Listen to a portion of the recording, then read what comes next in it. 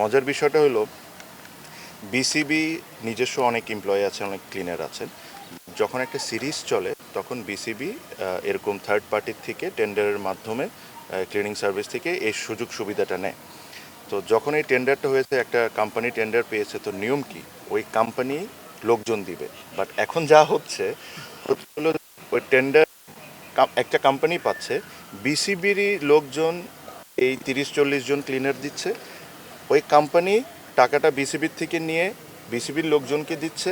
ওই টাকাটা নিয়ে সে টাকাটা নিয়ে তার মতো করে ক্লিনারদেরকে দিচ্ছে, আর যার প্রফিটটা তা রেখে নিচ্ছে। তো তখন আমি ওই ক্লিনিং সার্ভিসকে বললাম, মানুষকে আমি বললাম যে ভাইয়া আপনাকে 650 টাকা করে দেওয়া হয়, আপনি তো এখানে ফ্রি সার্ভিস দিতে আসেন নাই, আপনি এখানে লাভ করবেন বা আপনার কিছু খরচ টরচ থাকবে। আমি ধরলাম যে 650 টাকা থেকে পার পার্সন 150 টাকা আপনি লাভ করতে পারেন, খরচ টরচ থাকতে পারে। বাট এই মহিলাগুলো তো 500 টাকা পেতে পারে।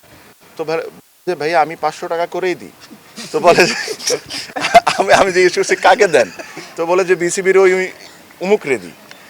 উমুকরে দেওয়ার পর উনি আবার ওই ভদ্রলোকটা খালাম্মাদেরকে 300 টাকা করে দেন। মাঝখানে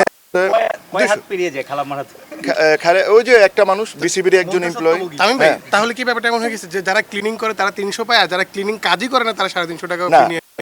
যারা না, আবার ওর লাভ আছে না ভাই। তো যে মাঝখানে যে ব্যক্তি কোনো কাজ না করে খালি লোকজনকে দিয়ে 200 টাকা করে সে নিয়ে যাচ্ছে।